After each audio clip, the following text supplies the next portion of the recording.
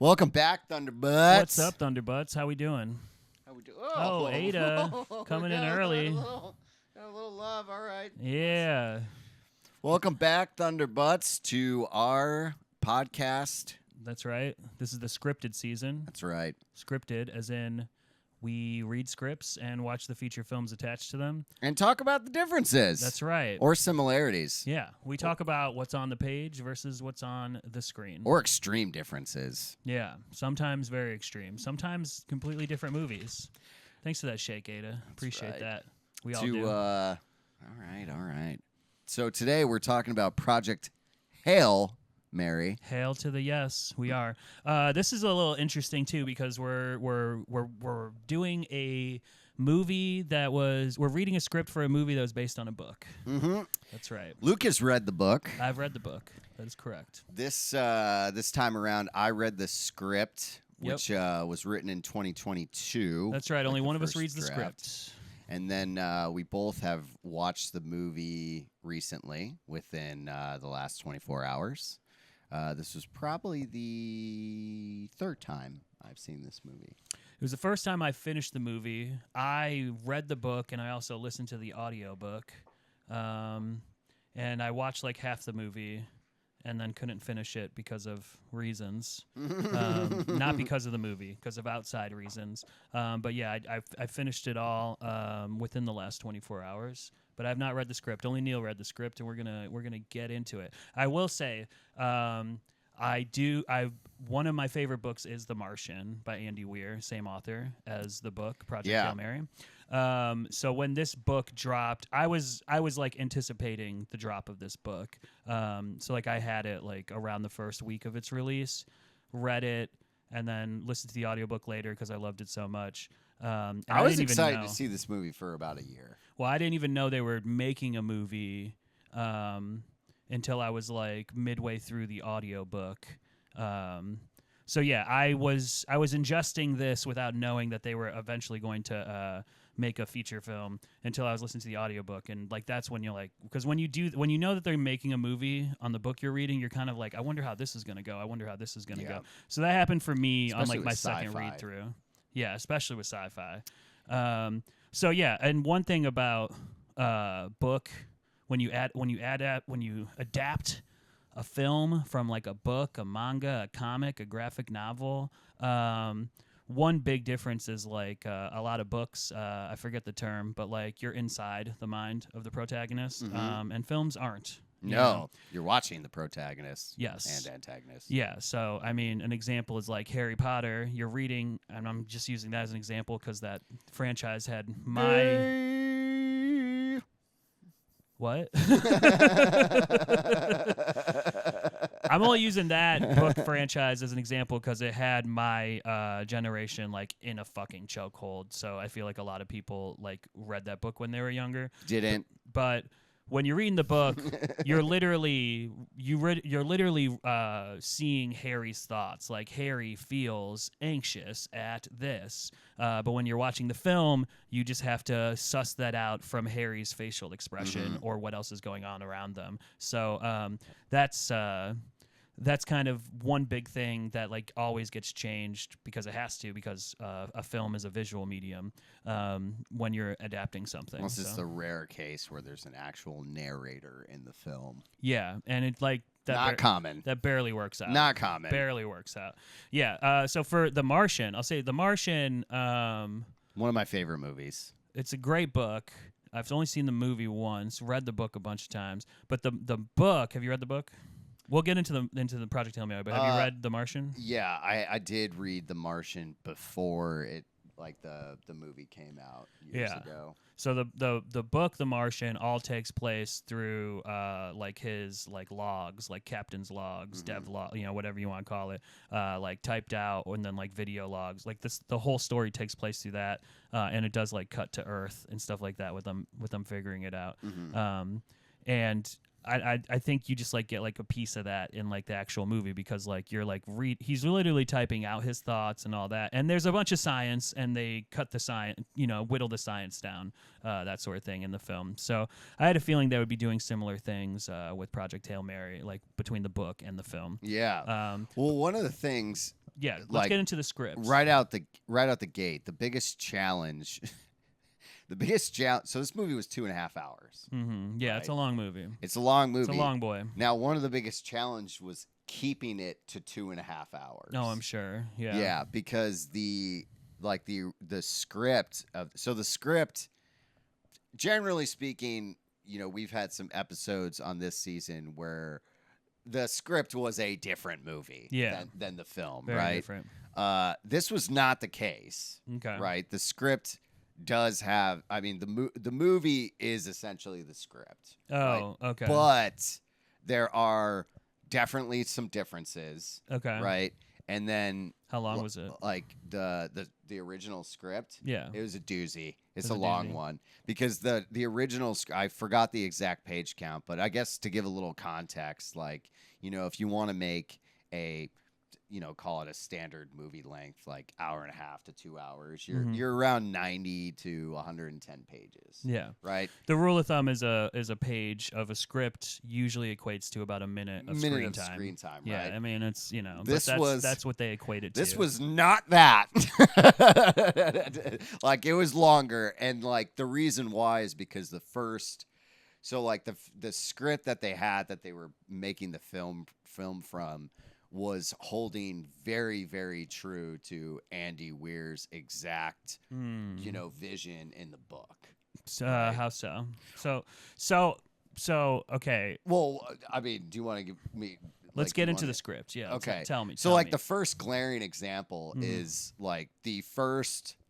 If you went off of the script and say turned the script right into the movie, right, then the first 45 minutes of the movie is the main character, Dr. Grace, essentially just talking to himself. So take the book to the script is what you meant.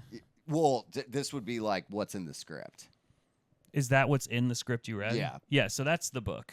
Yeah, it's the book. Have you read the book? Only listened to it on tape. Okay. Yeah, so like the first like good chunk of the book is Grace, the main character, Ryan Gosling's character, talking to himself. Yeah. Cuz he's yes. Cuz he wakes up and he's like been in a coma and he doesn't know where he is and he doesn't know his name, and like the computer is asking for like his name, I think. I forget what the computer is asking for something in order to like wake him up, and like he doesn't have the answer, so I think it puts him back to sleep or something, and like it's like keeping his muscles from atrophying, and he just like cannot remember. He has to remember either like a phrase or his name. I can't remember in the book. So like the first like good chunk of the book is him just being like, who the fuck am I? And like figuring it out and like remembering a small, like he gets like a glimpse of a flashback and then like he remembers more and more and then he gets out of the chair. And that's how the book goes. So the script is him alone on a much smaller space station, right? Ship. Yeah. Spaceship. Right, because the spaceship in the movie is like pretty sick. It's pretty big. sick in the movie. In the book, I didn't think it was that big. No, but it had a lot of compartments. Yeah, well, like so the scripted spaceship is like he's got 3 rooms.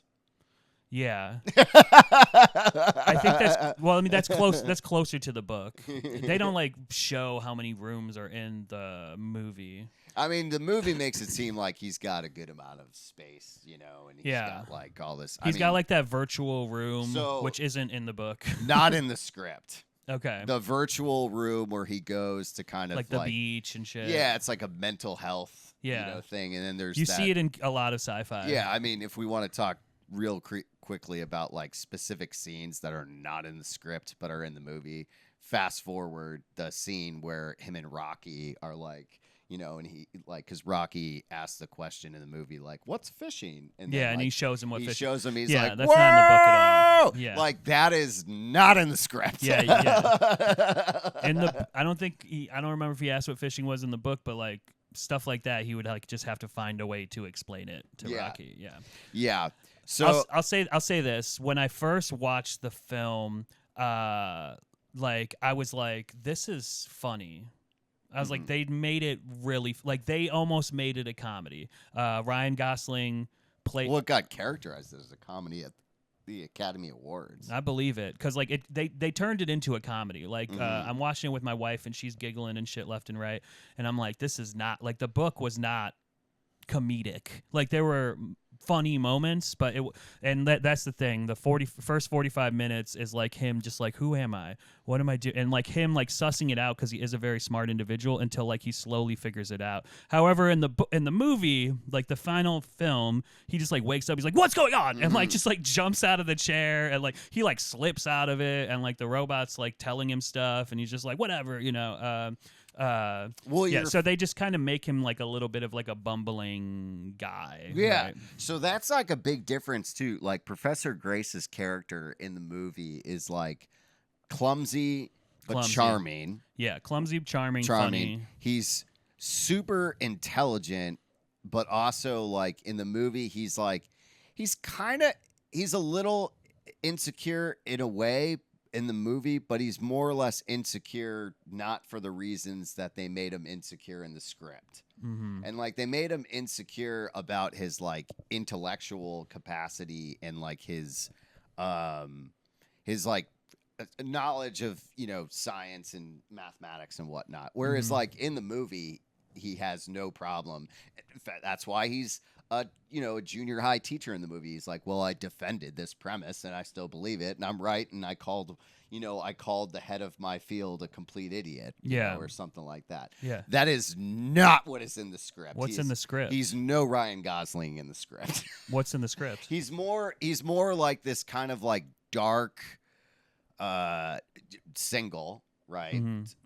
Scientist who is, I would say, like he's, you know, because in the movie it's very clear like his students really like him. Sure, he's like this engaging, fun teacher. Yeah, not like that in the script at all. He's kind of just this like dark, kind of like uncomfortable, smart guy.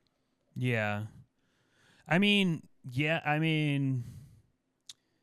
I think it was. I don't know if I would call him dark from the book, but it was. It seems like kind of in between the script and the movie of what he was. In the book. Tone of the script is a lot more melancholy than like the tone of the movie, because the movie is like upbeat, you know. Yeah, it's very upbeat. Even when it's like, you know, you have some kind of, you know, it's all undercut with a comedic thing, like Ryan Gosling slips on something. The overall tone of the movie is very positive. Well, yeah, I mean, every serious moment, like I said, is undercut with like him slipping or you know, like him like making a little quip, something falling and hitting his head, you know, that's he's in no way like, especially in the like the first third of the script, he makes no jokes at all. Like he's literally just muttered. Like the only joke you could get out of it is like, this guy is just constantly muttering to himself. Like he's saying, you know, you'll see in the script, if you get a chance to look at the script, it's available and free on the internet. Like you'll see, like, you know, like he muffled, you know, like speaks words muffled to himself and stuff like that. Knows he's talking to himself and knows that it's a distressing, disparaging situation. Yeah, you know, kind of thing. Whereas like in the movie, you know, even him like, you know, cutting his beard and cutting his hair is kind of this like funny scene. And you know, the way he like overtly well, I mean, you know, he finds two dead bodies, right? Like in the movie, and he's just like, wow, you know, and it's funny, right? Yeah. Which that is also not in the script. Yeah, well, I mean, in the book, I'm pretty sure because it's like he's alone. Yeah, well, I mean, it's like 4 years, so like the bodies are like, you know, skellies, I think, at that point. Yeah. I don't know how long it takes. So in the script, they had this whole thing, which was derived completely from the book, like, and they don't touch on this in the movie at all. They completely threw it out. Yeah. Was like, you know, they know that like the star system Tau Ceti is 11 some odd light years away. Yeah. Right. And they just kind of say like, oh, in the movie we're going to use the astrophage as like this sexy new propellant, and it's just going to shoot the ship off there in like record breaking time. But they still have to like put you in a coma right? Yeah, so they that don't go you into the survive. coma stuff too much. They don't go into it at all. Yeah. But in the script, the whole way they explain that is like people have this like gene, like this DNA that like allows you to survive that. So that's Which I'm pretty sure they ripped right from the book. Yeah, that's in the book. So the book goes into so much more science shit. Same with The Martian. In fact, if you read the reviews of the book, a lot of people are like, "Bro, like I could not get past like the initial like science hump where it just talks about it," and some people loved it. I appreciated it, whatever, just because I know that guy's writing. But I'll say, in the book, what happened is like they were doing the research, and first off, I don't think astrophage was getting them in record speed. I think it was just getting them there because like they didn't have enough fuel. Oh, right. There's no way for them to have enough fuel. So like the astrophage made it possible. And then they were talking about surviving in space that long, food wise, things like that, and like the best plan to do that was to put them in a coma, medical coma. They developed like all these like the medical robot, which was programmed with like the best artificial intelligence thing that like all the world could create for them. They loaded the ship up with like every piece of media in the world and history on it, things like that. And they realized with the medicated coma that like there was a chance that like most people would die under these conditions unless like you had like this specific gene. Yeah. So that like knocked down the amount of people that could go on the ship by a lot. And like just for whatever reason, they did test Grace. If like that was part of the conversation towards the end of the movie, where they were like, when like the explosion happened, and they're like, "Well, you got to go," and he was like, "Well, no, like I died," and they're like, "Well, we tested you. You have the gene, and that sort of thing." Obviously, that was different in the movie. Yeah, that was a little different in the movie. But yeah, that was like the whole thing is like they didn't really go into the coma thing, but the coma thing was very a serious part of it. Like we have to put you in a coma, and like most people, it would kill most people, like unless you have like some sort of gene mutation, like gene markers. So they dumped that. That was they in the dump script. it. It's not like super important. They did like kind of mention like you're in a coma and that sort of thing. But the coma thing did come up later, like when you find out that he was like essentially drugged and put on board. Because they're like, we're gonna put you in the coma first, and then like you're just gonna wake up. And also the memory loss thing was a side effect that they didn't anticipate. They didn't anticipate. Oh wait, no, it wasn't a side effect because they found out.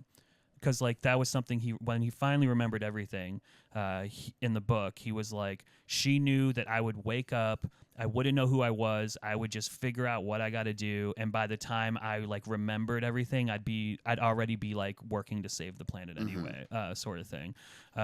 So yeah, that's the coma thing from the book. Yeah.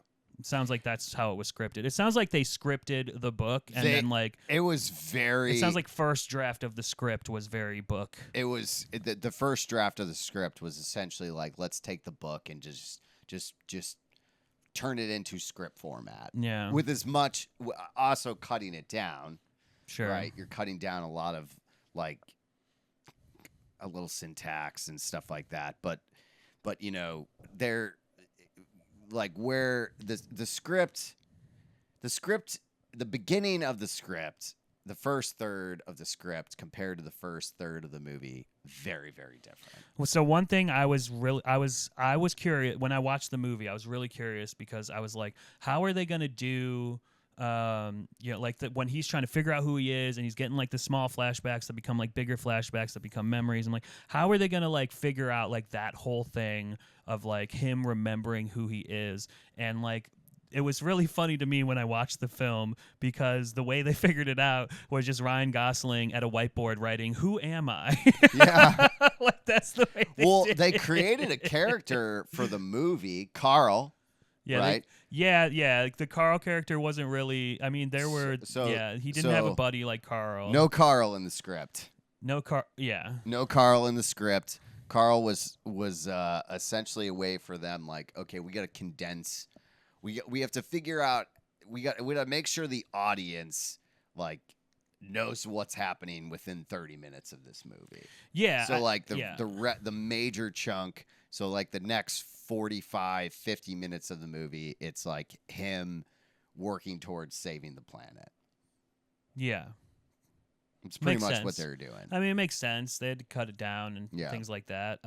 Also, one thing that like a lot of people shared their annoyance with is that the fact that he runs into Rocky. Rocky is like halfway through the book, so because there's a lot of shit, obviously, like we're saying, going on, and he goes through all this, and he wakes, and he finally figures out what he's doing, and he's like figuring out his mission, and he's figuring his stuff out, and then there's Blip A, which is Rocky's ship, which, by the way, there's no windows on the ship in the book.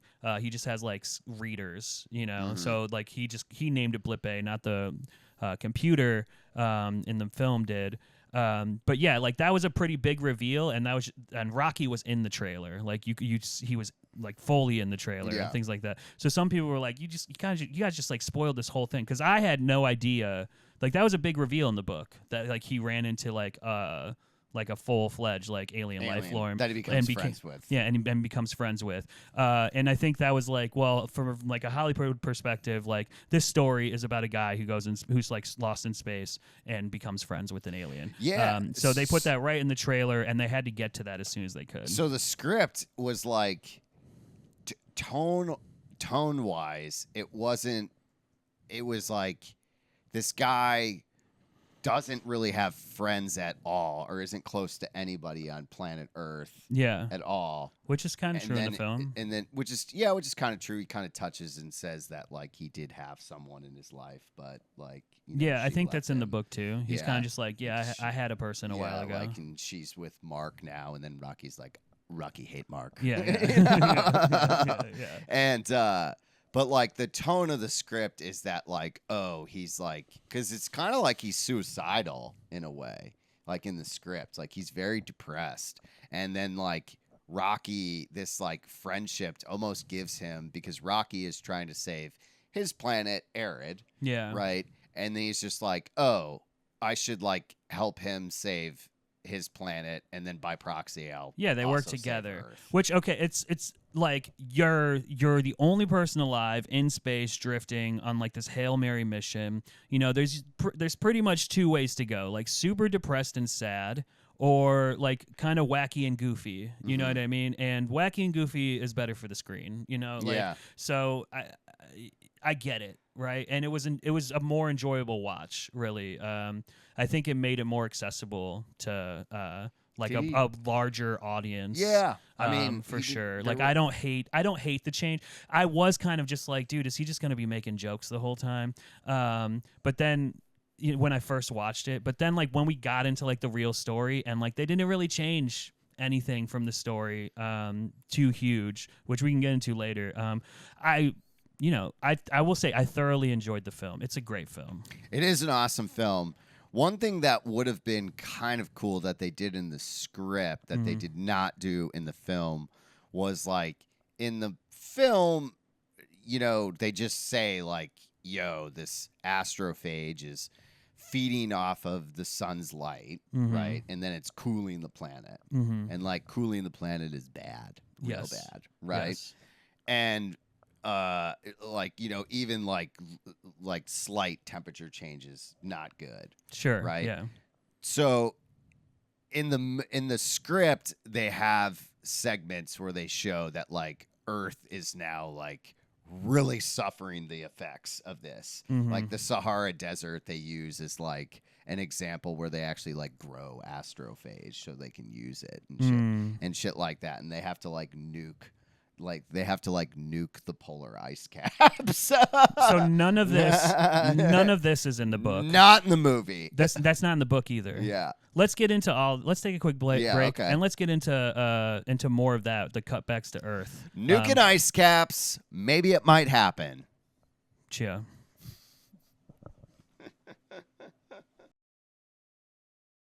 We're back.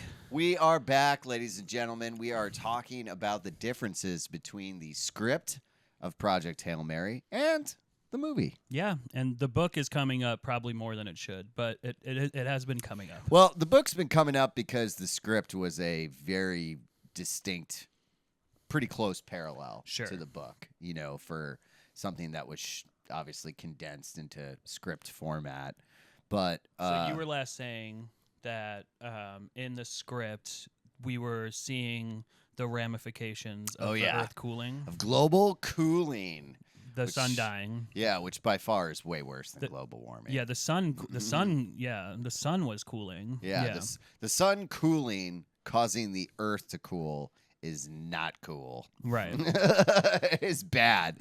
And there is scenes in the script where they have to drop nukes on like essentially polar ice caps to try to like heat up the planet. Okay. Right. So they axed that. They were like, all right, that's probably going to cost a little too much money. Right. Then also there is this whole thing about like the Sahara Desert turns into, a lush land because Okay. it's, no longer piping hot there anymore. Right. Oh, I see. Things grow. And they grow astrophage there to use it as like fuel.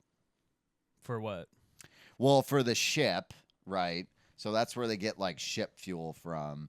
And then they also use that as a fuel source for other stuff as well.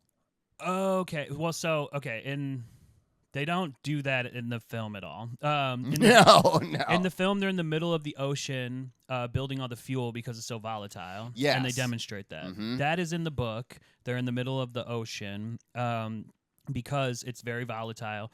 But I do know that they were blowing up the ice caps in the book. Yeah, they were blowing up the ice caps in an effort. And, like, part of that explosion either went bad or it almost did. Something like that. That's what it was. They were preparing to blow up they were going to use astrophage to blow up the one of the ice caps to sort, because they were like, well, we still like it's still going to take you like 20 years to fix this, so might as well blow some stuff up. Yeah, we're going to be dying in like 4 years, so like we got to try to do something like the whole thing in the movies they talk about, which is probably accurate, right? There'd be this huge fight over resources. Yeah. So that obviously is like that, that character Strauss, who I guess is, what is she, Dutch or whatever? Or, yeah, she might be German. Yeah, or German. I forget. Where she's just very like plain, direct, like to the point. Yes. Which I like how she played the actor played that character. In the film. She's in the script. Yeah. And she's no different in the script, so that's a similarity. But there is definitely in the script there is more of her discussing like what's happening to the globe as the world is cooling because the sun is cooling, and there's more in the script about like the global ramifications of all of this, how this truly is like, if Project Hail Mary does not work, we are truly effed. Yeah. Okay. What happens to her at the end of the script? Big change. Yeah. Right? So, and this is also like a big change in the movie. And I think we've talked about this on other podcasts. Like, audiences, they want to see a happy ending. Sure. And the script, it has a ending that can be looked at as like happy in a way, but it's not like, it's in the movie, it's very celebratory, right? Like, it's like, woo, we did it. Let's get to work. Yeah, like, Dr. Graves, Ryan Gosling's character, saves Rocky, but like, he's got to go back to Arid, right? And they've made this massive dome for him. Is this the script of the film you're talking this about? is the film. Okay. Right? They've made this massive dome for him, and he's like, oh, thanks for the water, whatever, whatever. The waves, and then the waves, and like he's all excited to teach this class of of Iridians, and then they're even in the movie, like they're like, hey, we've made, we've got your ship ready. You can go back to Earth, if you want. And he's just like, let me think about it. Yeah. I'm pretty happy. I'm happy. Yeah. Right. So, and then in the movie, the ending is like, it flashes back to the Strauss character. Yeah. Right. Where she gets all the video. Yeah. With like the image of Rocky, like, hello. Yeah. And then they're like, all right, we're gonna fix it. And then they kind of show the ship and the, on this like ice ocean. Yeah. Kind of thing. And that's kind of all you see. Yeah. Of this like is how the that. film ends. Yeah. So that's how the film ends. The movie The script. Or excuse me, the script is you don't. So they make this huge deal about the whole process to send these probes back, like the Beatles. They call it the Beatles probe. Yeah. In the book, they're like Beatles. They were called Beatles for some reason, and then they named them all after all the Beatles. Yeah. Anyway. So that was just sort of this brief little thing, and they just played a Beatles song in the movie. But that was like a substantial amount of pages in the script. Sure. And then in the script, he just like he saves Rocky. Right, he's like, oh crap, like this stuff's gonna eat away at his ship, and then he's gonna die. Sure, type deal. But that is like significantly longer in the script. Where he, figures out like I gotta go turn around and find his ship. Yeah, type deal. So that's all in the script, and then he saves him, and then they're like, all right, let's just go back to Arid, type deal, and then. You don't actually know in the script. It's left ultimately to the imagination of like the reader, or I guess the script reader in this case, whether that stuff made it back or not. Like there is no end Strauss scene. It just ends with him on Arid, and like he in the script he doesn't have like this dome, in the movie. He just is in like this like room. That's like climatized for him so he can survive on like Arid. And then he is still a teacher, but he's just kind of like, all right, well, I guess this is my life now, sort of thing. And he kind of is just like, I guess I'll just kind of be here, type deal. And maybe I could go back, but I'm not really sure if they fixed the planet or not. Yeah. So in the book, what happens is they get into the Beatles. I mean, they get into all the science way more. The Beatles are the probes that they send back. So he sends the probes back, I think, before he finds out that the the Taumiba like ate up all the fuel lines and stuff. Also, getting the Taumiba out of all his fuel lines was like a way bigger endeavor because like they fucking got through everything. Yeah. But then it's pretty much the same thing. Like he figures it out. He's like, man, like I can only make it to. I could either make it to Rocky or I can go home, sort of thing. And I want to say like his fuel was fucked. He was like, I don't even know if I can go home. Or like I might like I pretty much could just make it to Rocky, sort of thing. He does make it to Rocky, blah blah blah blah, and then wakes up. And what I remember from the book is that he was in like a room. It was like a big dome, but it wasn't like a fucking like there was an ocean in the dome, right? He had like this sick island. Yeah, he had like a whole island in the film, but in the book, he had a dome, and like there's a whole thing about like making sure that the sun, like they alluded to, like they're like, all right, is the sun good? He's like, yeah, and he in the book he like. His narration is like, I had to like explain to them that's very important to my mental health that like I have a day cycle because it's completely dark on their planet. They don't have eyesight. And it's also hot as shit. Oh, Ada dropped your thing. Aw, Ada puppy. And he is a teacher, and the way that he talks to all the kids is he has like this organ, and he's playing the musical notes because they go into the book about like how he doesn't talk. He like makes musical notes like 4 at a time. So he's just like. He clearly learned how to like play the language. Yeah. And Rocky, and before he teaches, like, because it ends with him teaching the class. Happily. But like, yeah, so it's the same scene. Like Rocky wakes him up and stuff like that, and they like walk, and he's like, all right, I'll see you later. I'm gonna hang out with Adrian, and then he teaches the class. But when he wakes up, he's an old man, like with a cane. Like many years have passed. So it's like, why would he go back anyway? And like Rocky's like, oh, by the way, our scientists finally like were able to get some data, and astrophage is starting to decrease on Earth. So like he realizes like, so just from like data, he realizes like, okay, things are starting to turn around on Earth. And oh yeah, so they might have mentioned there might have been a line like that in the script. Yeah, so that's all you get. Where in the script, but they don't say it. They're like, "Hey, we can kind of see that your star isn't dimming anymore." Yeah, that's what it. That's pretty much what it was. Yeah. They're like, your sun seems to be fine, like getting better, and that was like all it was.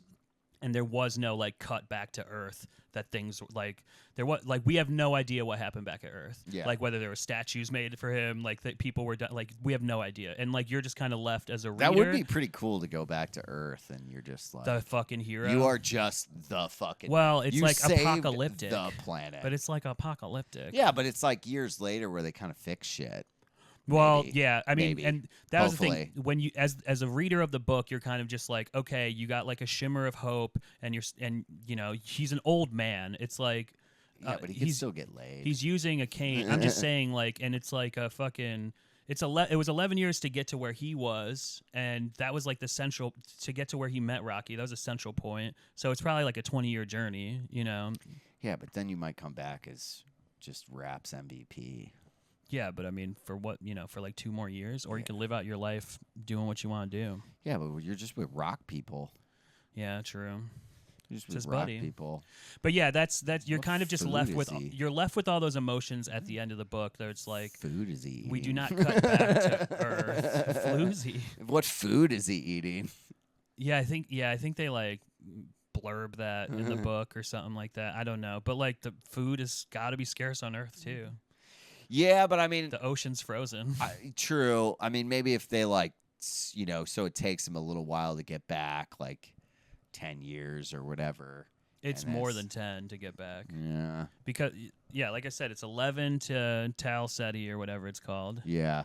and yeah, Tal Ceti was like in between Arid and Earth. Oh yeah, no, it's actually like farther away. Yeah. I think it said that like Arid was like 40 some light years. Yeah, away. yeah. Arid was far as fuck away. Yeah. Yeah, so it's like it'd be forever Yeah, from 'cause- like he might not make it 'Cause home. they mentioned that in the movie. They were like, "You are a long way from home." Yeah, and he's like, me too, but like not as bad as like you know, a third of the way. Yeah, science. I mean, if you want to talk real quick about science, these are actually real star systems.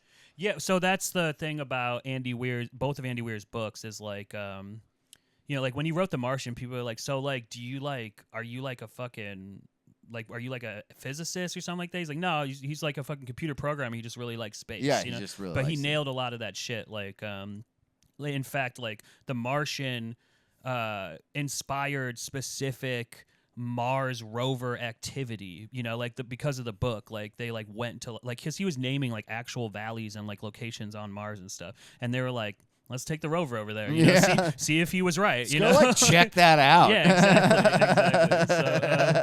So, yeah, no, he's and that's what a lot of people appreciate about the books is like it is science fiction, but like the science is pretty good. The science can turn into nonfiction real quick. Well, and that's the Or the interesting science fiction. That was the interesting part of the book for me. It's like, what if like our first contact with an alien life form was a fucking, you know, microscopic thing? You know what I mean?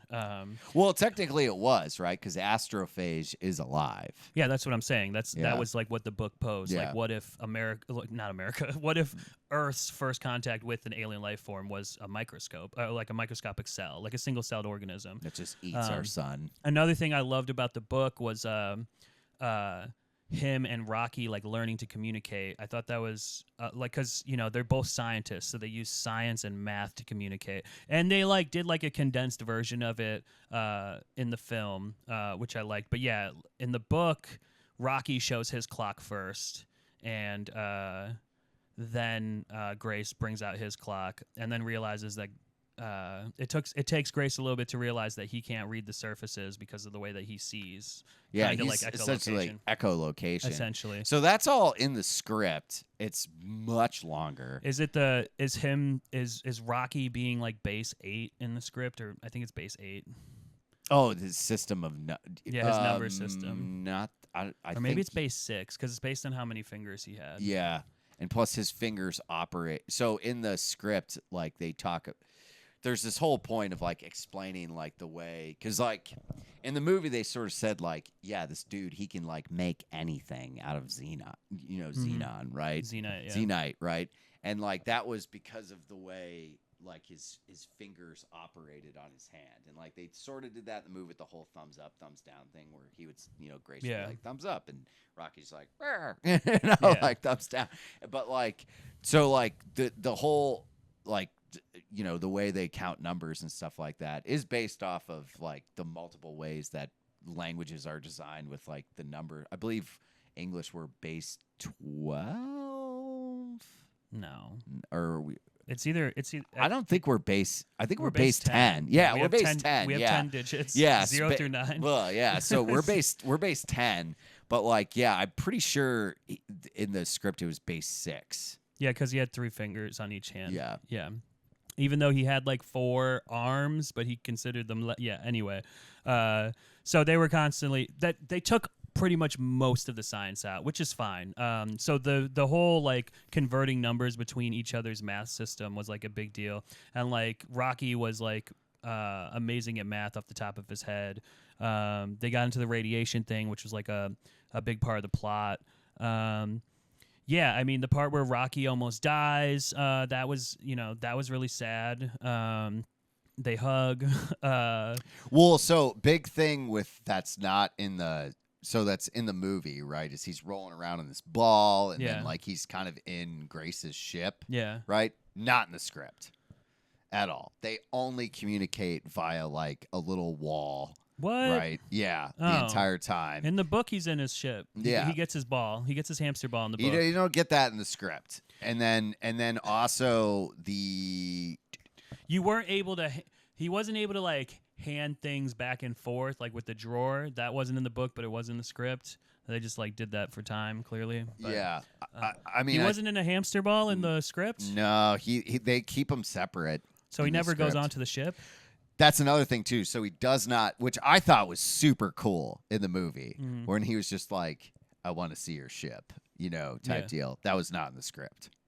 No, Rocky never goes on to Grace's ship. No, they don't. They don't go on to each other's. I don't ships. think Grace ever went on Rocky's ship in the book either. But Rocky really? was definitely on Grace's ship in the hamster ball. Yeah, he's not. They keep him separate. Interesting. Okay, so in the script, when they first meet each other and like when he builds the tunnel, and I like how he opens the door and gets like thrown back because of the pressure. Yeah.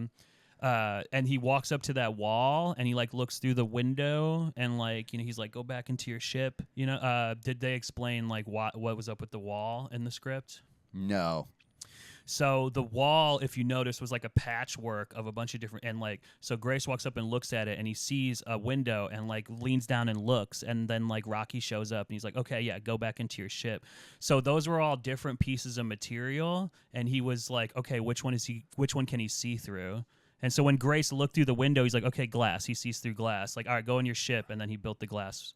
That's how he knew to build the glass that's partition. pretty cool. Yeah. That would have been a cool thing to add, like in the movie. Yeah. But I guess they just there probably wasn't time to explain like random tidbits. Yeah. But that's he like Grace like kind of susses that out in the book. Like, oh, that's why those were all different materials. Yeah, that's pretty dope. I mean, you do see it like it is like it's shown in the movie. Yeah, I will say like I think it's really really cool when you do see like really hard like physics, science, real life stuff translated into the big screen, even if it's theoretical. Well, I mean, right? You got to think about like Jurassic Park, great movie.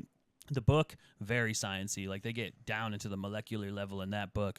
They cut all that shit out for the movie, and like the science that they did keep, they like it's like an animated DNA strand, like explaining it Dino DNA for exposition because it was important to the plot of the movie. So like the science that was needed stayed, but all the other science was gone. Like even the computer science part, like it wasn't in the book. Like it was actually like they were like there was actual like computer code like going on in the book. Yeah.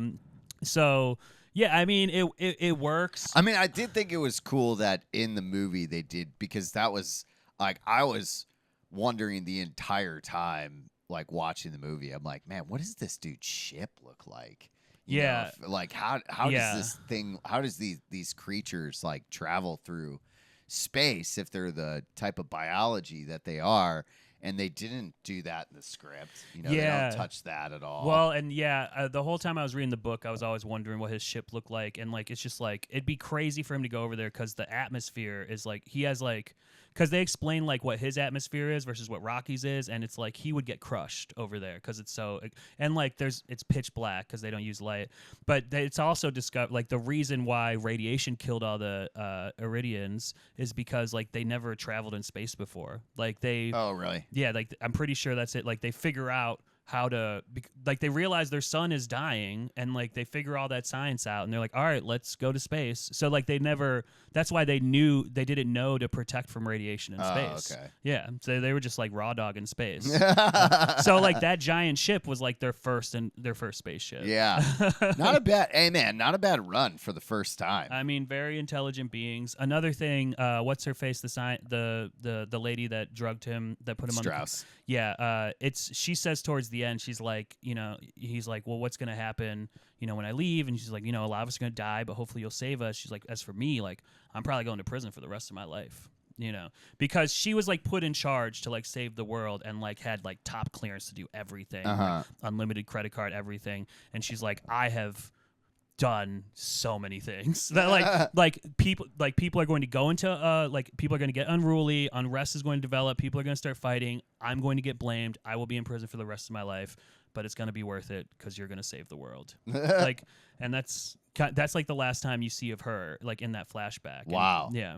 So you're kind of like left wondering, like, I wonder if she's okay. I wonder, like, what you don't know anything about what's going on. Damn. And neither does Grace. So like it worked. Like you're, You think Grace on Arid was like, hey man, can I get some porn?